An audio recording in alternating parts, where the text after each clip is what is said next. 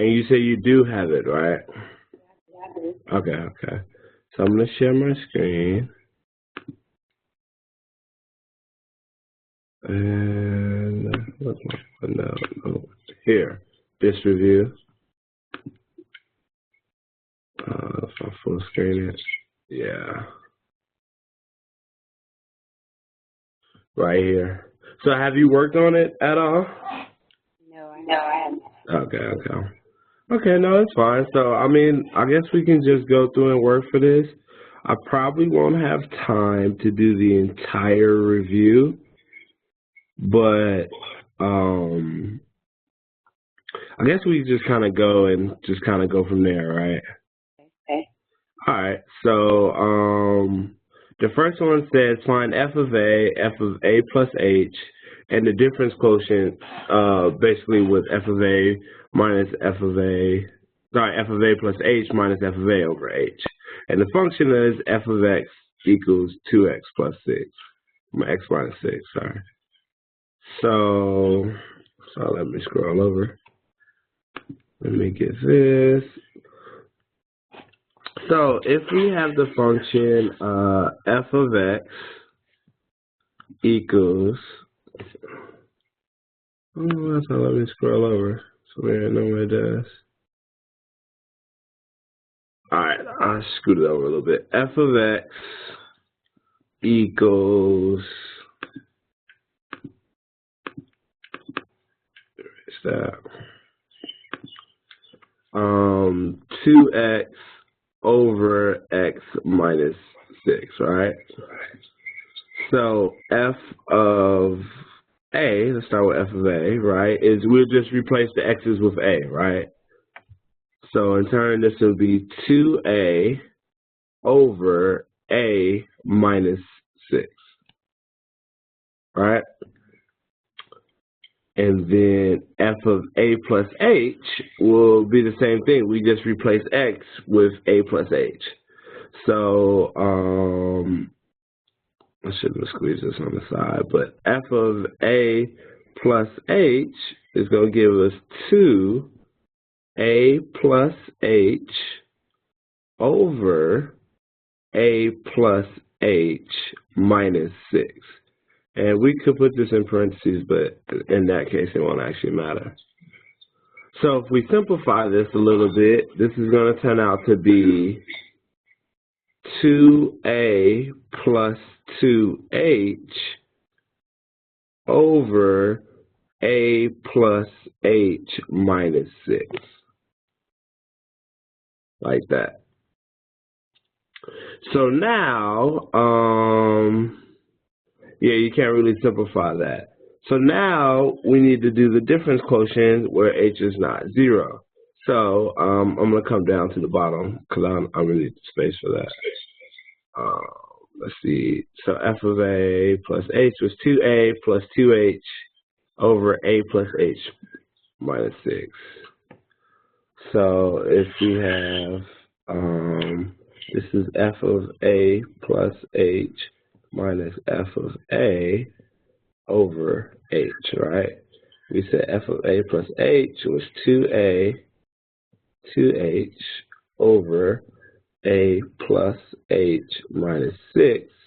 This would be minus f of a, which was 2a over a minus 6, right? And then this all is over h. So what we need to do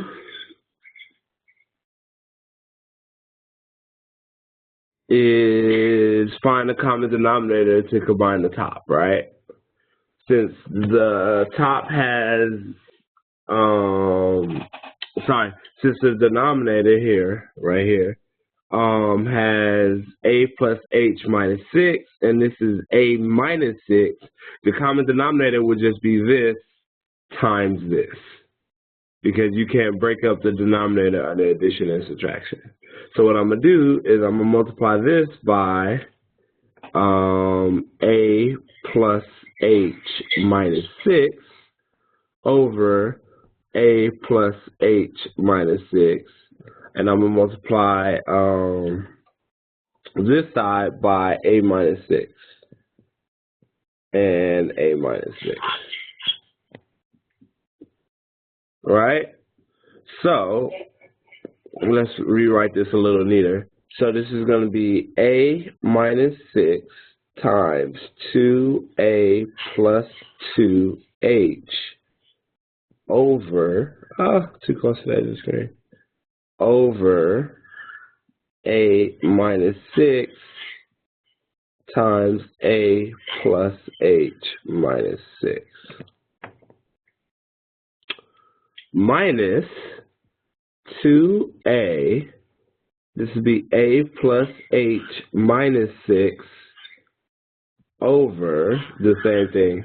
This would be a minus 6 over a plus h minus 6. And remember, this is all still over h. All right, still with me? Okay.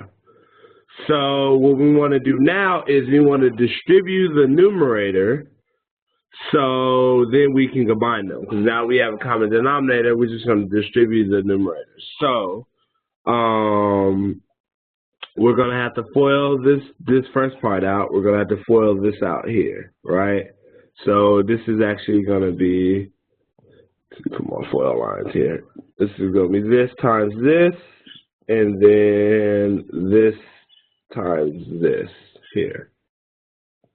So we have a times 2a will give us 2a squared. We have a times 2h will be plus 2ha, or ah, it doesn't matter. And then you have negative b, or 6, that's a 6, can't read my own handwriting. Negative 6 times 2a, so this will be minus 12a, right? And then negative 6 plus 2, times 2h, which would be minus 12h. Let me write this a little smaller because I don't have enough space. Write that a little. So this is going to be plus 2ah, and then this will be minus 12a minus 12b.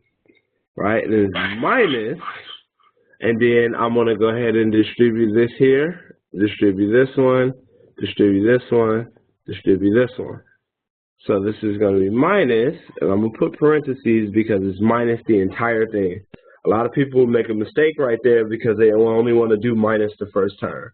It's not. It's minus the entire thing. So this would be 2a times a, which is 2a squared. This is going to be 2a times h, which is 2ah.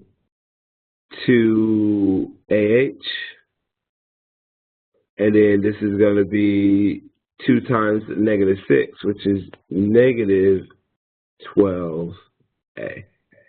And remember, close parentheses, remember all of this is over a minus 6, a plus h minus 6. And I know my 6 and b's look alike. I apologize. Fortunately, there's no b's in this problem, so we don't have to really worry about that. All right.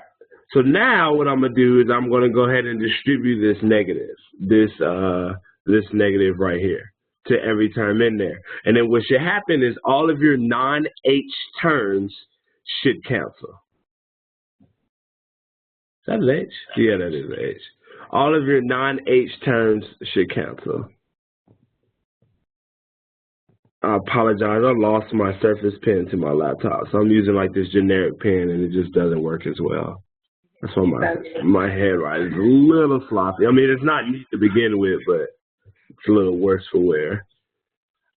All right, so this is 2a squared plus 2ah minus 12a minus 12h, and then go ahead and distribute this negative. So this is going to be minus 2a squared minus 2ah h plus 12a. Whew, a lot. All over. Oh, I forgot the h at the bottom there. Don't forget that, though. This will be a minus 6, a plus h minus 6. And this is still all over h. Now, the nice thing about difference quotient is, like I said before, all of your non-a terms should cancel. And in fact, if you have an non-h term, sorry, all your non-h terms should cancel. And if you have a term that does not have an h in it and it did not cancel out, then you made a mistake. That's a good way to let you know you make a mistake, because I know the algebra here gets a little intense. So all of your non-h terms should cancel. So this 2a squared cancels out with this negative 2a squared, right? This has an h, so that's fine. This is 12 plus 12a cancels out, or minus 12a cancels out with this plus 12a. And then we're good here. And your AH terms cancels, right? Your plus 2AH minus 2AH will also cancel. So you're left with negative 12. Yes, so you're left with negative 12H on top. So this simplifies pretty nice. So we have minus 12H over, and this will be a minus 6 plus a. We're probably going to eventually FOIL that out, but I like to wait until we absolutely have to before I do that. And this is over h, right? Now technically this is like saying over h over 1, right? So whenever you have a fraction on a fraction, you can multiply by the reciprocal.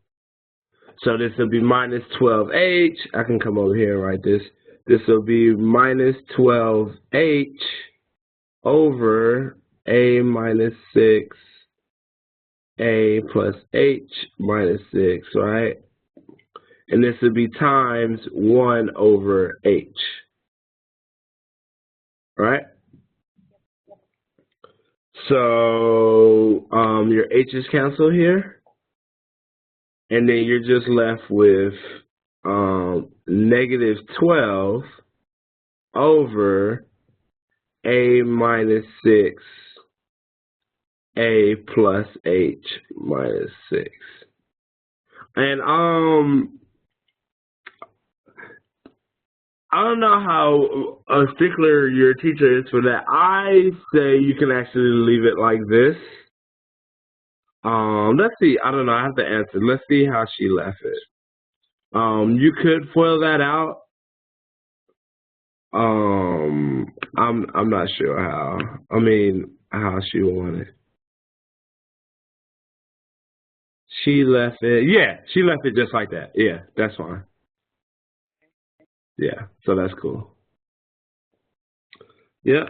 Yeah, some want to go a step further, because the difference quotient is just basically getting you into derivatives. So there's actually a step further you can go to actually see the derivative of that function. But for the sake of this problem, you can actually just leave it like that. All right.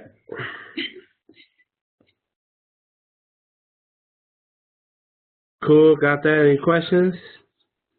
No. All right. So let's look at number 2. It says a function is given f of z equals 2 minus 3z squared and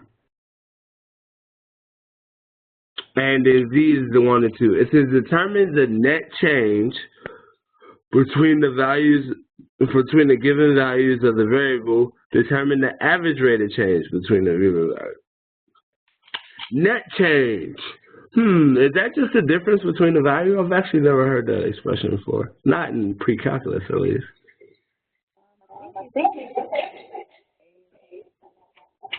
Right, you could just plug it in and just subtract them, right? Because that'll just be the change between the two values. Yeah, that sounds right. Okay, so I never heard that expression before, but you know, net change is just the difference. Not in pre-calc though, but you know, curriculum changed a little bit this semester. So, All right. So yeah. So the net change. So essentially, we would just want to find f of -2, right? And then find f of 0, and then the difference between the two will be the net change. What I would think. So f of -2 will be 2 minus 3 times -2 squared, right? So 2 squared is 4. So this would be 2 minus 3 times 4. And this would be 12, -12. So 2 minus 12, which would be -10, right? And then 0 will be 2 minus 3, 0 squared. And that's easy. That zeroes out and leaves you with just 2. All right? So the net change it will be b minus a, right? In the sense of this is a. Oh, that's an ugly a. Let's try that again. This is a, and this is b. So essentially, this will be 2 minus a -10. And when you subtract the negative, you add. So this in turn will be 12. So I believe the net change will be 12. Once again, let me check that and make sure. Looks like I said I've never actually heard that expression. Yeah, okay, cool. Now, the average rate of change is just the slope. So when you do average rate of the change of these functions, you'll be given,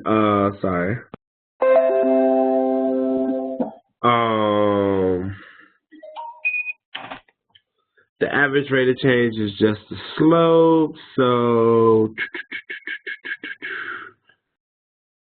sorry, I had brain fart, there we go. So to find the slope, this will be f of b minus f of a, right, over b minus a, which is just the slope with functions, right? So in our case, b is 0 and a is -2. Now this is easy because we already found f of b and a, right? We got 2 and -10, right? So you can just do 2 minus a -10, which we did, over 0 minus -2. So yeah. So actually we can already do that because that's just the net change, right? Over 0 minus 2, right? Minus a -2, actually, you gotta be careful there. 0 minus a -2. Yeah. So this will essentially just be 12 over 2, which is just 6.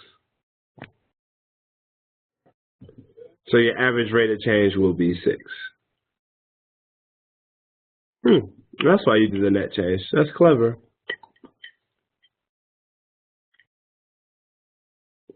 Cool? Yeah. All right, so because of that, let's skip number 3 then. You know how to do that, right? Okay. What's happening here? For number 4, from the graph, determine x and y intercepts and the vertical or horizontal asymptote. If the answer does not exist, write D and E. Give your asymptotes in the comma-separated list of equations if necessary. All right, so let's see. Let me erase some of this on the side because we don't need this. Kind of reuse some of this space here.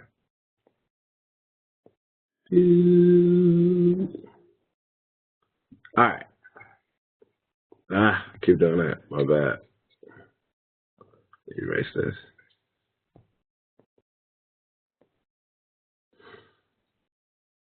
All right. So, come on. There we go. Let's zoom in here on this graph. We can zoom in. There we go. All right. So first, let's start with our x and y intercepts, right? So, let's start with our x-intercept. Oh, well, this is easy. What's our x-intercept for this one? Yeah, and our y-intercept is, yeah, this goes through the origin, right? So our x and y intercepts are 0. So let's see, our x-int, I didn't mean to write like that, but is 0, and our y-int is also 0. So that's easy. So let's look at the horizontal and vertical asymptotes. Let's start with vertical asymptotes. So remember, our vertical asymptotes, our VA is always going to be x equals something, right? So our vertical asymptotes here will be what? Is this like x equals 4? 4 and -3. Right? And what about our horizontal asymptotes? Yes, at y equals 0. And you gotta be careful with the horizontal asymptotes. I actually had a big problem with this last year because technically, by definition, an asymptote is where a line where the graph doesn't cross, right? But there are certain graphs where it's possible for the graph to actually cross over the not the vertical. It's impossible for the vertical, but for the horizontal asymptote, and this is the case. A lot of people make a mistake and say, well, there's no horizontal asymptote because this line crosses over it here. But the horizontal asymptote applies to the endpoint, so it is at 0. So that is important to remember. Actually, yeah, it doesn't happen that often, but you gotta watch out for that. Okay. All right. This one says, find all horizontal asymptotes, if any. If the answer does not exist, write D&E, give your answer in a comma-separated list. All right. So how do we find, let's find horizontal asymptotes. They're easier, right? So how do we find a horizontal asymptote of a function?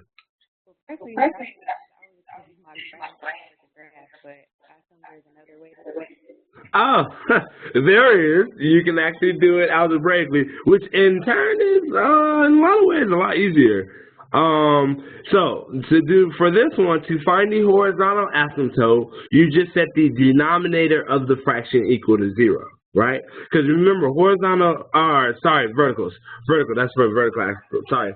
To find vertical asymptote, you set the denominator of the fraction equal to 0. Because remember, vertical asymptotes are basically the gaps in the domain. Basically where the function is not defined. And the function is not defined at when the denominator is equal to 0. So what we can do is we can take this bottom here, and we can set this equal to 0 and solve. We can say 4x squared plus 6x minus 10 equals 0. So then we just want to factor this to figure out where these two zeros are. This one could be a little tricky. I'm going to do a little trial and error here. Let's see. To get a positive 6 and we have 4. The only factors of 10 is 10 and 1 and 5 and 2. So let's see. We want a positive 6. 10 and 4. 10 minus 4 is positive 6. Yeah. So this will be 4x. And then this will be x. And this will be minus 1, and this will be plus 10. Because then you'll get 4x squared, and then you'll get minus 4x, and then you'll get plus 10. And minus 4 plus 10 is a positive 6, and then 10 times a negative 1 is a negative 10. Yeah. So a little factoring lesson there, but I'm just going to assume that you're not a factor. There's other ways you can do that, but just for the sake of time. So if you factor this, we'll have 4x plus 10 and x minus 1. And remember, for factors, the zero product property. If two things are equal to 0, you can set them equal to 0 individually. So we can say this is 4x plus 10 equals 0, and then we can say this is x minus 1 equals 0. Then we can solve these. Minus 10, 4x equals a negative 10, divide by 4. Divide by 4, we get x equals negative 5 halves. And then for this one, we can just add 1, and x equals positive 1. So these are your asymptotes. Now the problem with this is, if you were to try to do this during your calculator graphically, finding that asymptote at 5 halves would have been very tricky. Yeah, it'd be cool with the 1 when they're whole numbers is fine, but when you get the fractions, it's not so much. So I mean that's fine, but you can just do it. I mean, you know how to do it algebraically. Yeah. You take the denominator, set it equal to 0, and then basically if it's a quadratic, factor it. Otherwise, you can just set it straight away equal to 0 and solve. So these are our vertical asymptotes. Our vertical asymptotes are 5/2, -5/2, and 1. Now, horizontal asymptotes has the 3 rules. The 3 rules for horizontal asymptotes. And these are important that you know because it actually is easy if you know the rules. The rule says if the degree of the numerator is higher than the degree of the denominator, and remember the degree is the highest power of the exponents. If the degree of the numerator is higher than the degree of the denominator, there is no vertical asymptote. I mean horizontal. I keep doing that. No horizontal asymptote. So if the top is higher than the bottom, then there's no horizontal asymptote. If the bottom is higher than the top, if the degree of the bottom of the denominator is higher than the degree of the numerator, then the horizontal asymptote is at y equals 0. And then if the degree of the numerator and denominator are the same, then you take the leading coefficients. For example, in our problem, notice that our degrees in our problem are exactly the same. It's 2 and 2. So we're going to take the leading coefficient. So basically, the horizontal asymptote for this one is going to be y equals 12 over 4, which is 3. Does that make sense? Yes, it does. Okay. So yeah, that's how you find your horizontal asymptotes. And vertical algebraically. And what you can do is you can do it graphically to check to make sure it's right, you know what I mean? But you should be able to do it algebraically, and that'll save you a lot of time too. So both coefficients, the horizontal asymptote. Yes. Yes. And if it was like 4 over 12, it would have been 1/4. Yeah. So yeah, that's only when the powers are the same. So when the top is higher than the bottom, if this was 3 and this was 2, you would not have a horizontal asymptote. And if the bottom was 3 and this was 2, the horizontal asymptote would be 0. Okay. All right, this one says find the exponential function f of x for a equals x with the graph given to the right. All right, so we basically need to find what a is, right?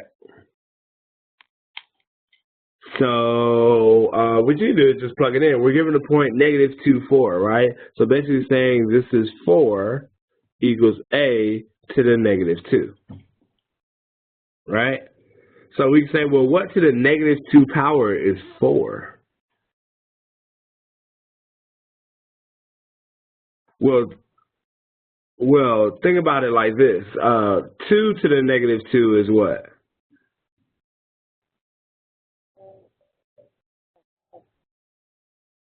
What happens when you get negative exponents?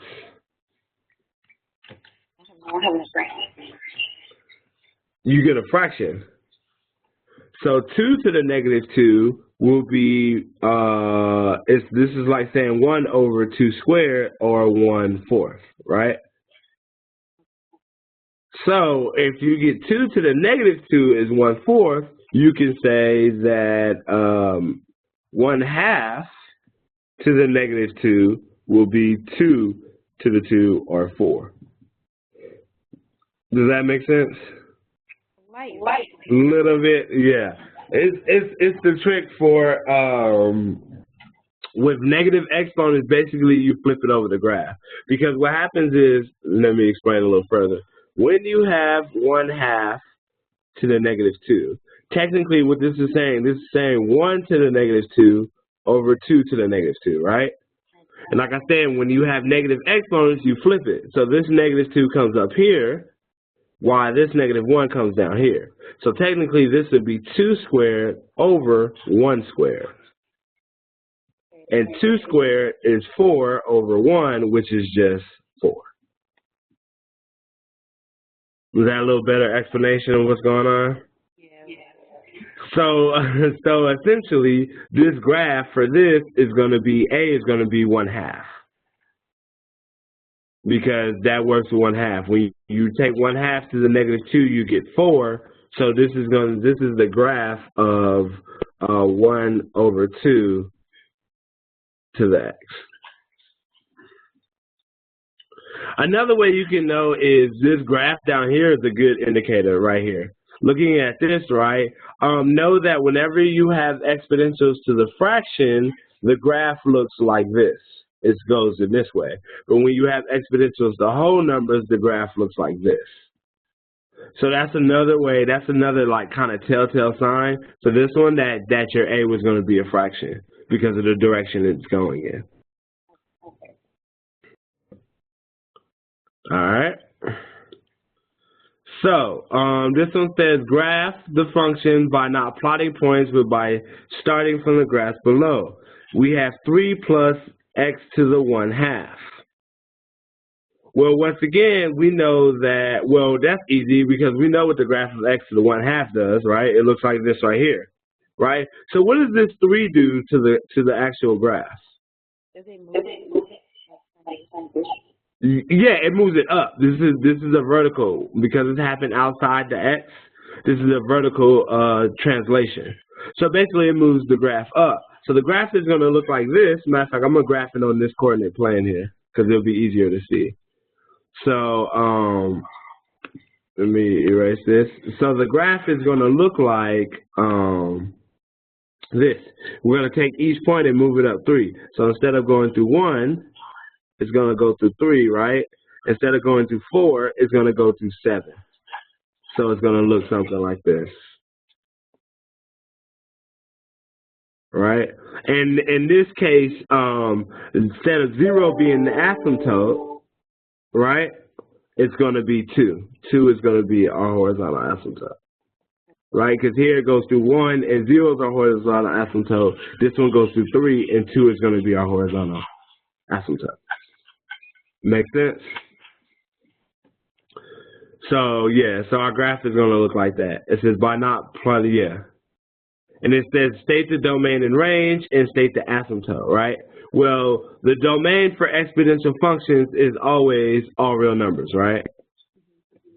So the domain here will be all reals. You can put the R, or if you want an interval notation, that's a terrible infinity sign, but that says negative infinity to positive infinity. That looks awful, though. Let me fix it. I'm totally got to buy a new pen. All right. So negative infinity, positive infinity. What would be the range for this graph? Would it be? I want to say maybe. Well, where does it start? Where does this graph start? Like the y. Yeah. All right. Think about it like this. What's the lowest this graph can ever be? 3. No, it goes lower than 3, doesn't it? It goes lower than 3 right here. Almost, but never. Right, never actually 2. So you can say 2, it's just non-inclusive. Okay, and if it was, that's when you use the bracket. Yes, correct. If it was inclusive, you'll use the bracket. So this goes from 2 to infinity, right? But because the asymptote, it'll approach 2, but it'll never actually get to 2. But you can't say 3 because that doesn't count. It can be 2.1, right? It can be 2.000001. It just can't be 2. You see what I mean? So you have to be able to take into account all those points in between 2 and 3. Okay. Make sense? And then, like we determined already, that the vertical asymptote is at y equals 2. Sorry, horizontal. I do that a lot. Horizontal asymptote is at y equals 2. I always get vertical asymptotes and horizontal asymptotes mixed up. I do that a lot. The horizontal asymptote is at y equals 2. Cool? All right, moving right along. What's it, 11:14? Okay.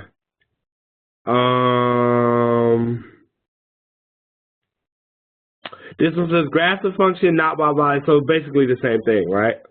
So what happens here? So we already determined that this 4 is going to do what? Up, right? Yep. Outside the function is up. So what is this negative 3 going to do?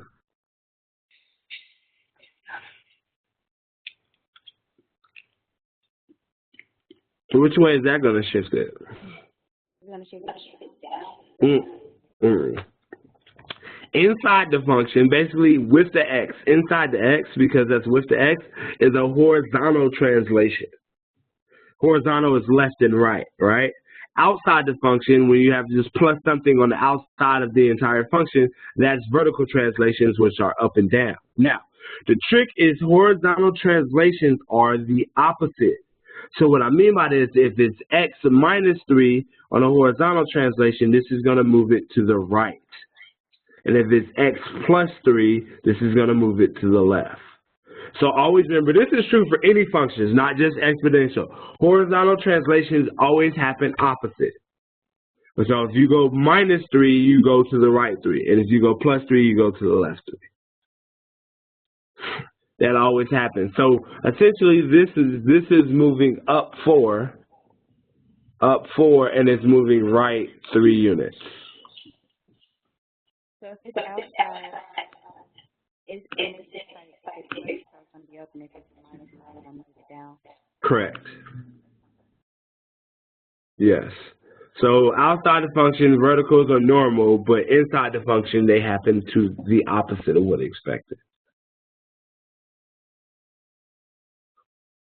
So like on this graph, our e to the x goes to the 1, right? But we move this, well, we're going to have to kind of do a new graph because this is not going to be high enough. Let's see. Do a little skewed graph here, like that. So instead of being 1, it's going to be moved up 4. So it's going to go to 5, right? 1, 2, 3, 4, 5.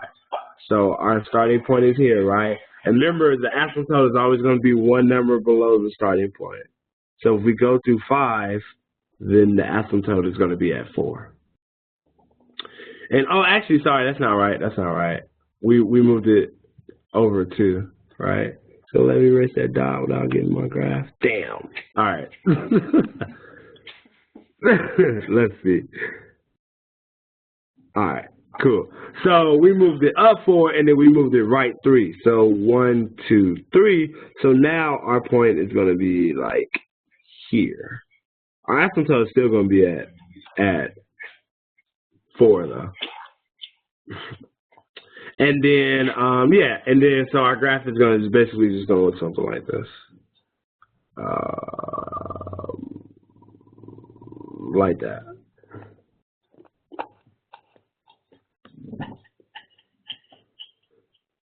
So the domain for this will be all real numbers. Domain for exponential functions is always all real numbers.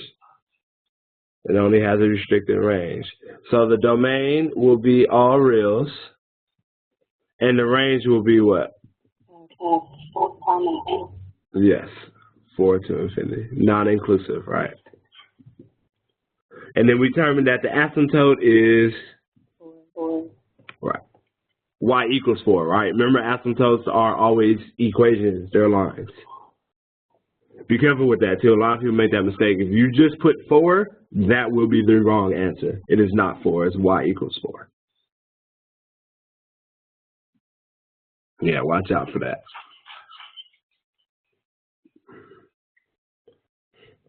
All right, cool. Yep.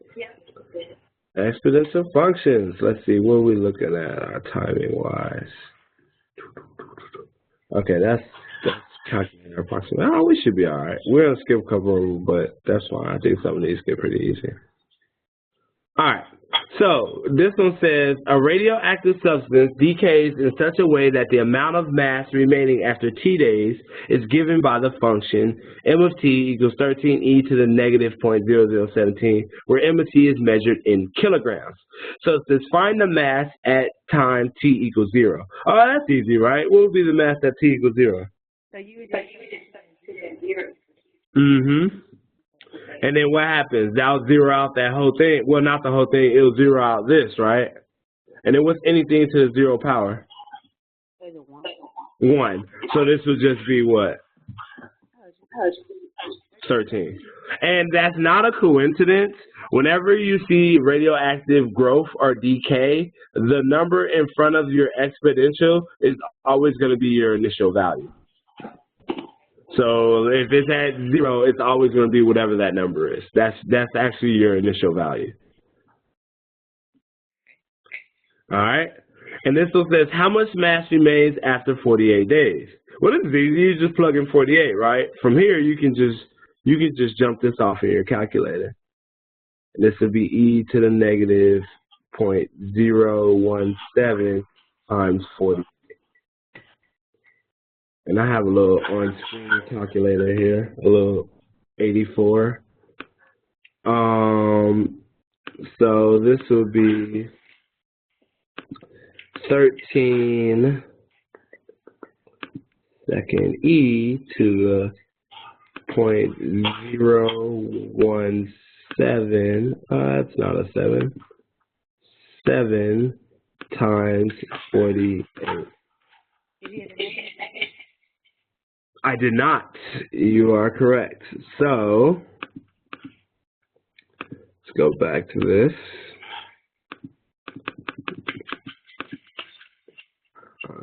Oops.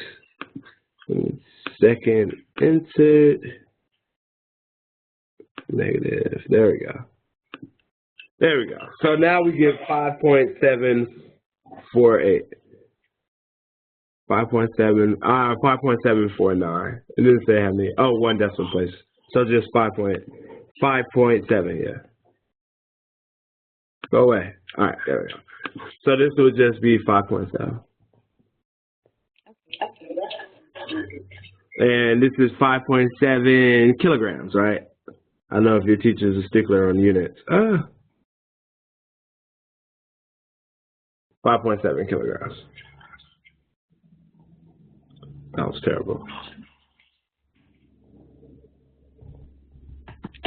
Cool. That was easy. Just put that in your calculator, all right?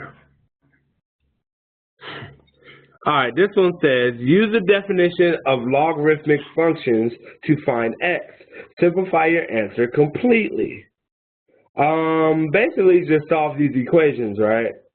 You can remember the formula, but I'm not a huge fan of memorization, because I don't think math is a test of how well you can remember things, more so understand what you're doing.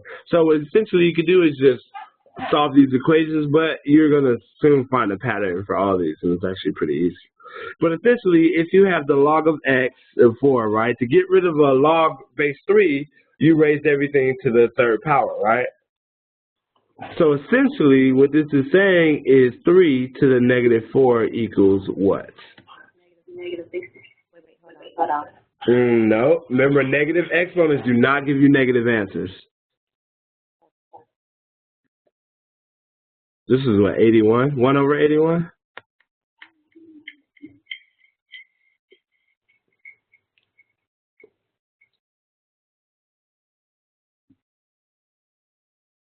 Okay. Right? Am I right? 3 to the 4th is 81, right? Yeah. Okay, yeah. So this will be 1 over 81. So what did he say?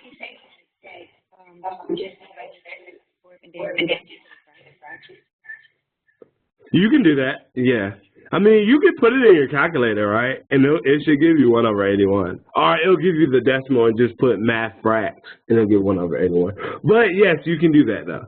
Just say what's 3 to the 4th and then put it over 1. That's all negative exponents do. Yeah. All right. So look at this form here, right?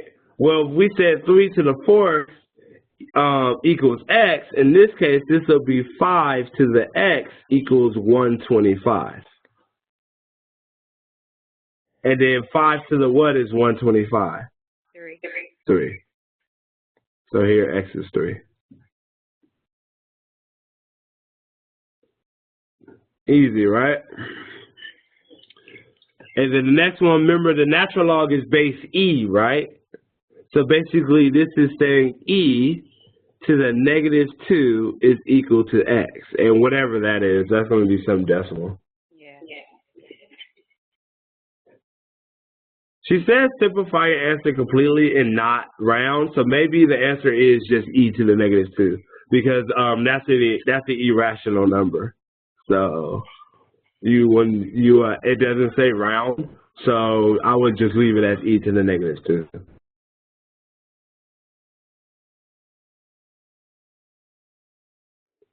And then this one says natural log again. This is e to the x equals 1 over e. Well, this is easy. X will be what? Wait. What do you need to get a fraction?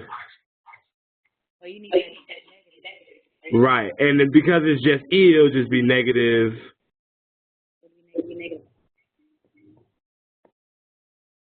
Negative 1. Right? Because this is like saying e to the 1. So if you say e to the negative 1, that's just saying 1 over e to the 1, right? Okay. Yeah. So that'll just be negative 1.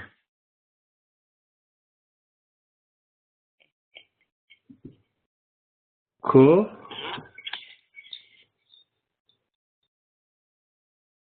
All right. So this one says, what we looking like? All right. This one says, find the function in the form y equals the log of a to the x. Excuse me. So just like we did with the exponential, right? The logarithms are just the opposites of exponentials, or inverses of exponentials. They're inverses of each other. So we can do the same thing here. We can say, well, this is y, right, and this is x. This is x, so excuse me. We can just plug that in. So this will be negative 1.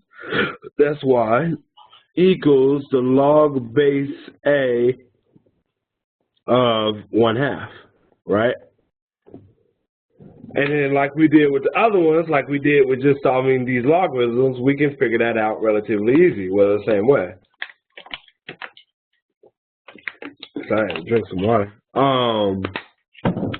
We can figure out this the same way, right? This is saying a to the negative 1 equals 1/2, right? So what does a have to be if a to the negative 1 is 1/2? 2, right? Yes, 2. So a is 2. So this function will be the log base 2 of x.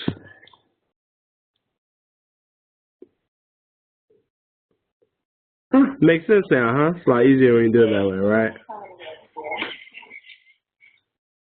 All right. Yeah. Logarithms aren't hard. They're tricky.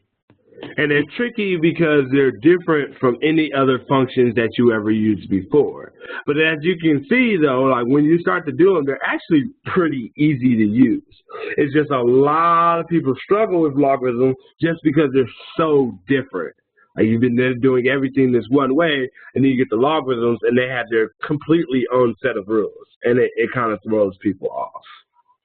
That's the easiest. Right, that's true. Well, that's true for mathematics in general, but I guess especially logarithms, right? All right, cool.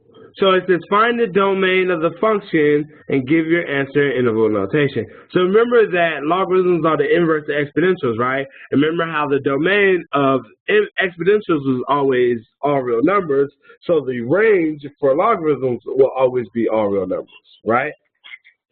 Now, this function here, this happens inside the functions, right? Because if it was +2 on the outside, this would be vertical and up, right? But that happens inside the function. So that's a horizontal translation, so this moves it in what direction? To the left. To the left, because it's always opposite. Good. So this moves this function to the left. So, remember the default domain for logarithms is 0 to infinity, right? So if we move it to the left 2 units, the new domain will be what? Be negative. Right, -2 to infinity.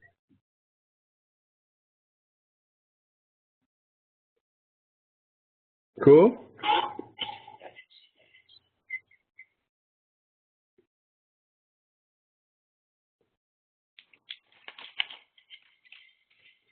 All right.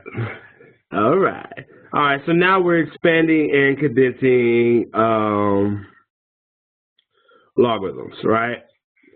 So basically, remember that whenever you multiply logarithms, you can add them, right? And whenever you divide logarithms, you can subtract them. And whenever you have a logarithm to a power, you can pull that power out front.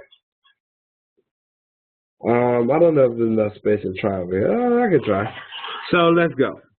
So first, we can change this log to, this will look like this, right? The log of x squared plus 6 to the 1 over 9, right? Okay. Because the 9th root is to the 1/9 power. Just like the square root is to the 1/2 power, right? And the cube root is to the 1/3 power. So the 9th root will be to the 1/9 power. Okay. And then so that means that this power can come out front, right? So essentially this will be 1/9 log of x squared plus 6. And I think you're done here. That one was straightforward. All right. So now for B, we have the log base 9 of x, and I'm going to write this times y to the 1/2. Because remember I told you the square root is to the 1/2 power, right? So now here we have multiplication. So when you multiply two logarithms, you can add them. So essentially this is going to be the log base 9 of x plus the log base 9 of y to the 1/2. Right? And then from here, excuse me, you can pull the power out front like that. So essentially this is going to be the log base 9 of x plus the log base 9 of y. All right, sorry. It's going to be 1/2 log base 9 of y. The 1/2 comes out front. So this is going to be 1/2 log base 9 of y.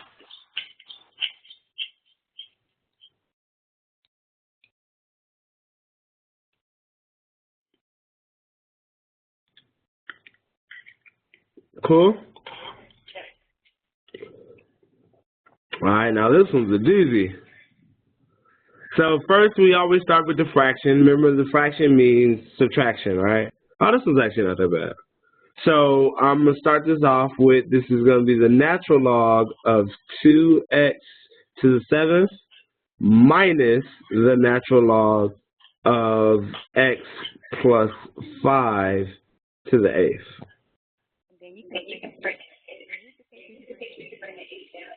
You can bring the 8 and the 7, right? Whenever you have a power, you bring this. The 7 can come out front.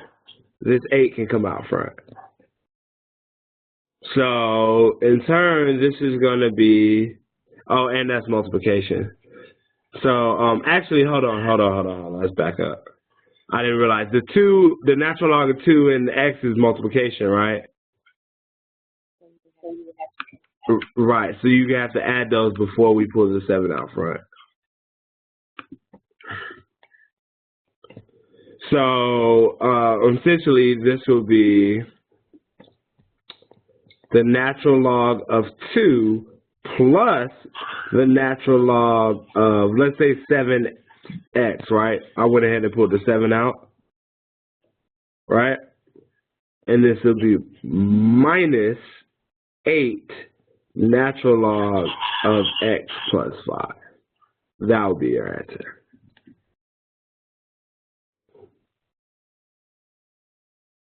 So the x and 5, well, I guess with it. Right, yeah. Remember, it's only with multiplication and division. If there's addition, there's nothing you can do with it. That's why, like this first problem, we had this x squared plus 6, right? We just leave it because you can't break that up. Only when it's being multiplied you can break it up or divide it.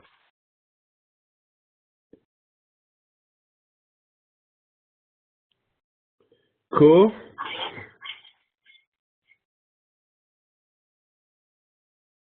All right.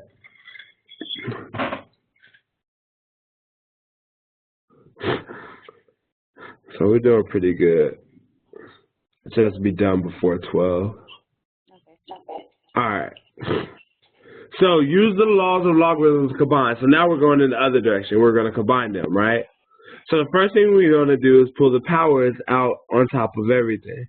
So this one has whole thing, everything's to the 2, so this is going to come as a power, right? So everything's going to be to the second. So actually we can do that last. Sorry, let's do that. Let's do that last. Let's combine everything since the 2 is outside, and then we'll do that at the end. So what we'll do is it'll be this times this, right? So all right, let's do it like this. This is going to be 2, and this is going to be the log base 6 plus the log base 6 of y squared, right? I brought the 2 out front, and this will be minus the log base 6 of z to the 4th.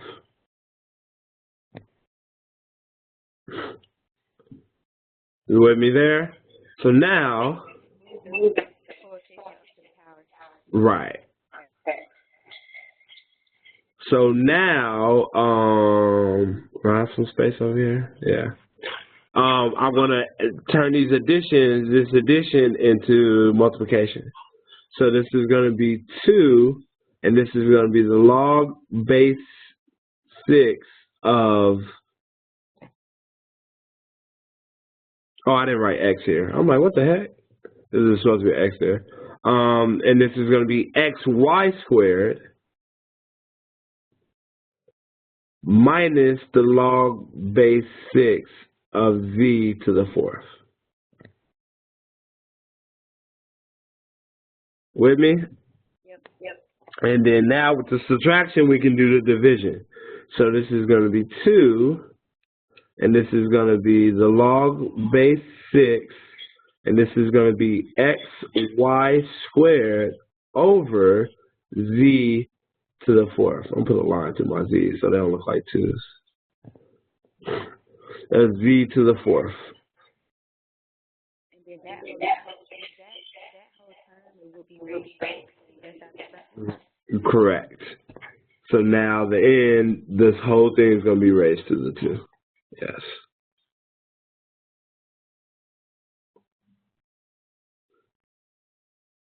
Squared.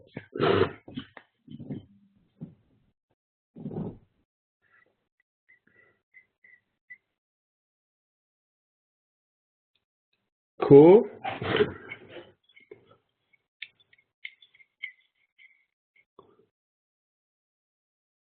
All right.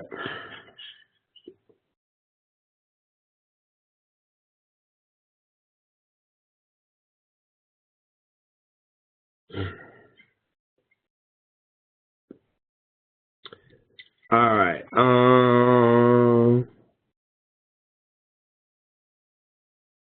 So this was this find the solution to the exponential equation before. Oh, this one's easy. Whenever you have 2 things raised to the same power, you can essentially just cancel out these e's, right?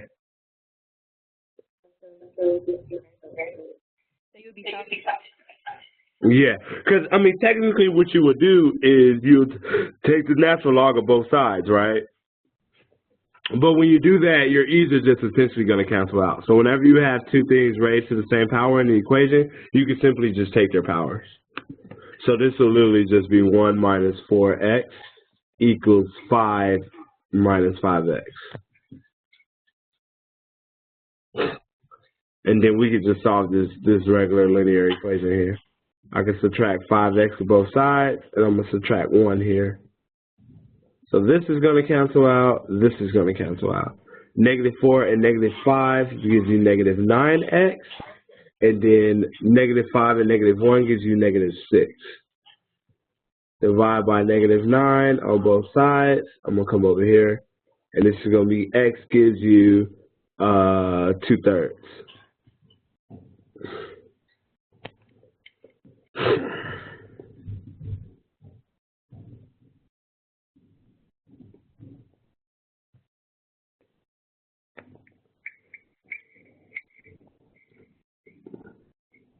Okay, that's Got it? Before I forget, Brittany, what's your last name? Freeman. Where's my pencil go? I have to write that down. What is it?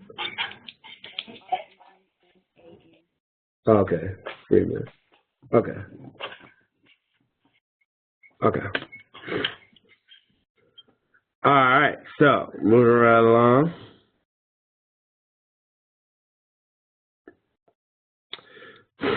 So this one said use the calculator to find the approximate solution rounded to 6 decimal places. Do you know how to do these? These calculators? Do one? Okay.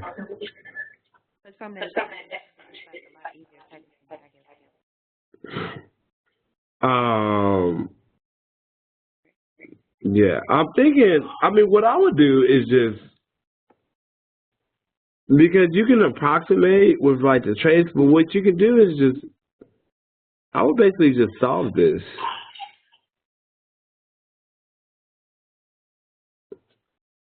I would do this. I would say if you take, like, starting with 16, I'm going to need a little space, which is 10 to the negative equals 49. I'll just take the log base 10 of both sides. Oops. And this log base 10 will cancel out here, and this will come out front. So you'll have negative x equals the log base 10 of 49, and then I'll put the negative there. So this would be the negative log base 10 of 49. And then you can put that in your calculator, and that'll give you your solution. So let's do it. This will be the negative common log. Let's see. Negative common log of 49. And this will be negative 1 point, what did she say? Rounded to 6 decimal places. Wow. This will be negative 1.690196. 690.690.196. 690.196. I think, yeah, that's all she wants. Let me make sure. We got all that.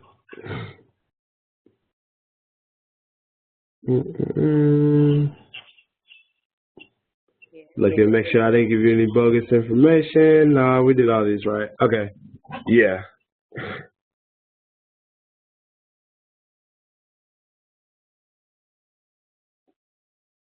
Yeah, and then you can just do those for all those. That's just putting it in your calculator. Okay.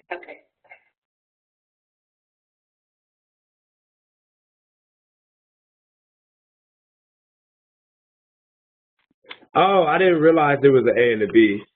Sorry, the first one I actually did them both though. It's just find the exact solution in terms of exponential equation and then use the calculator. So this will be the exact solution, all right? And then this is the calculator solution.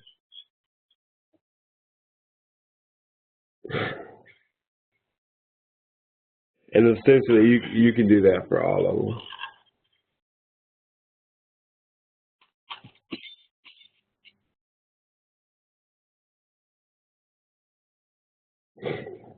I want to solve these equations though, because we're running short on time. But solving the equations is probably the hardest thing you can do with these logarithms.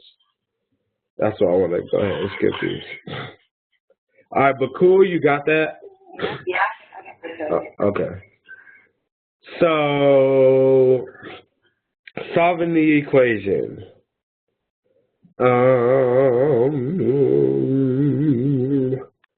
So we have 7 to the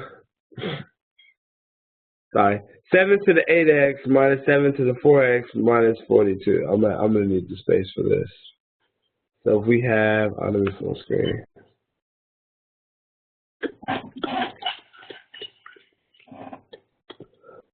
Seven to the 8x minus 7 to the 4x.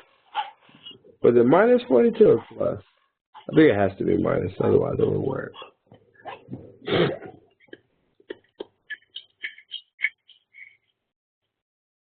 Yeah. So here you got to do a substitution. Notice that this is in the form of a quadratic. So what I do is I say, what if I let u equal 7 to the 4x? Right? So in turn,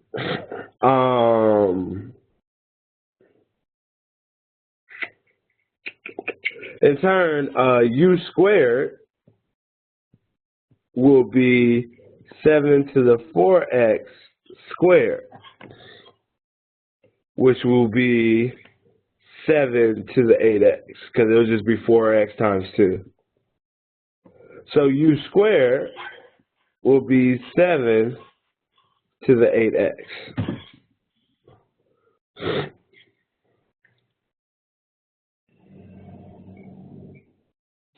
So now we can just make that substitution.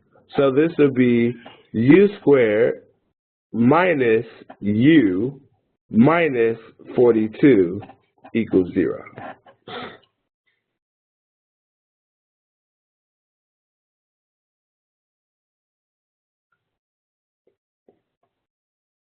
We can factor this.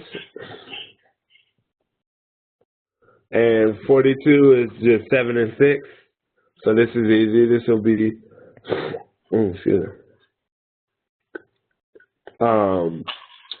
minus 7 plus 6.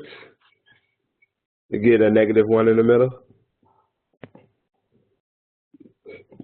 Zero product property says we can set these equal to 0. Individually, one of them has to be 0. So, add 7 will be u equals 7. Subtract 6. U equals -6, right? But we didn't have u's. U is what?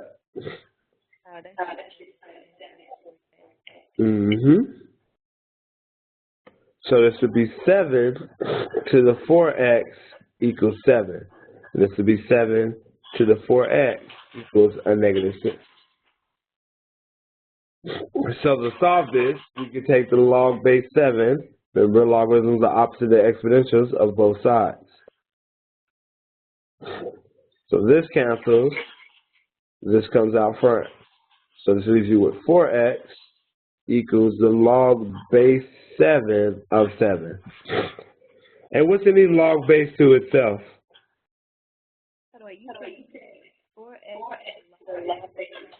Yeah, sorry, I didn't write on this side. We take the log base 7 of both sides, right?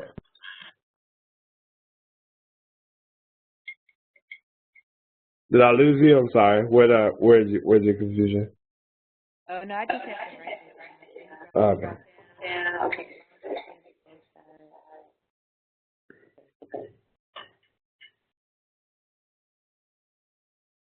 Okay, I'm ready. Okay. All right, and then the log base 7 to the 7 is what? What's any logarithm to itself? 1. Yeah. So this would be 4x equals 1.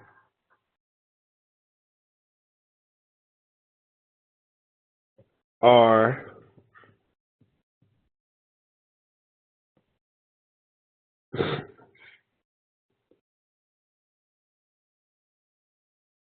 Wait.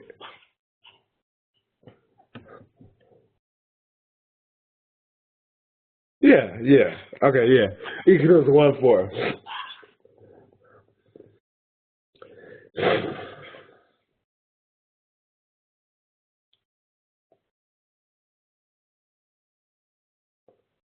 Cool? And then for this one, we'll take the log base 7 of both sides, right? Now, same thing, this cancels, this comes out front. So we get 4x equals the log base 7 of -6.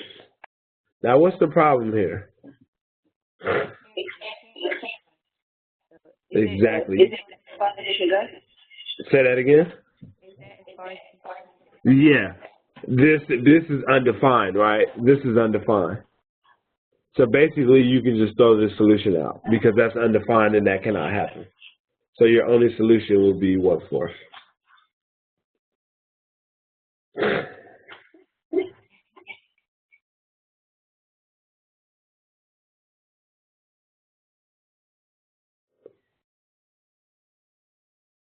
Do you think we have 1?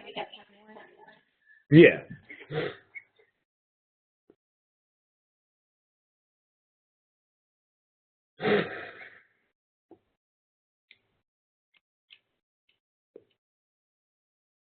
Natural log 18.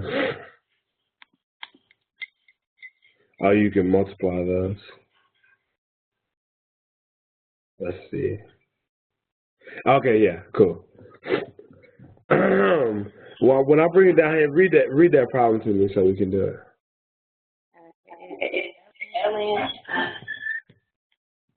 Mm-hmm. X minus 9x? 9 over 2. Oh, 9 over 2. Plus ln times 8. You said 8, right? 18. Oh, sorry. It might like coming in and out. 18. And that 2 times x. Okay. So first we have to do the condensing logarithms, right? Essentially what we want to do is excuse me, make both sides one logarithm and then we can cancel them out.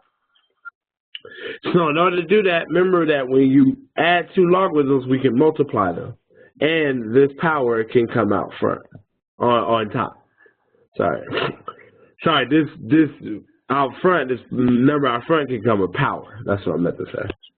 So essentially, on the left-hand side, this is going to be x minus 9 over 2 times 18, right? Because that's what the plus does. And then this is going to equal the natural log of x squared.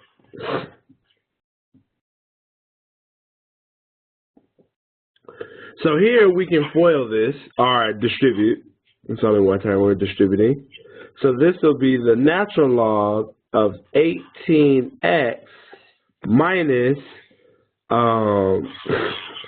18 times 9 divided by 2. So, oh, here we go. We can do this. This will be 81, right? Yeah. So this will be 1, and this will be 9, and it'll be 81. And this equals natural log, right? Yep. Now what we do is, because we got natural log of both sides, we essentially raise everything to the e, but what's going to happen? Mm-hmm. So we're left with 18x minus 81 equals x squared.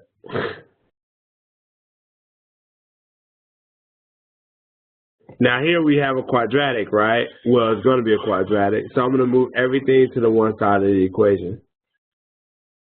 So I'm going to say this is 0 equals x squared minus 18x plus 81.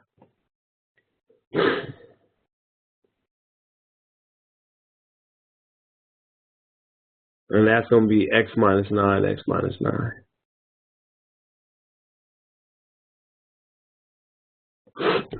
So then we factor this. And this is going to be x minus 9, x minus 9. Because negative 9 is a positive 81. And negative 9 plus a negative 9 is a negative 18. Now, because we're trying to solve these equations, no sense of writing them both. Multiplicities really don't matter. So this is going to be minus 9. We add, so x has to be 9. So basically, there's expand or depending on what they give you and then solve. Well, excuse me, when you're solving an equation, you're going to always condense. Okay. Because we want it to be, we're trying to get one term. We're trying to get x on one side of the equation. So yeah, it's always going to be condensing for solving equations.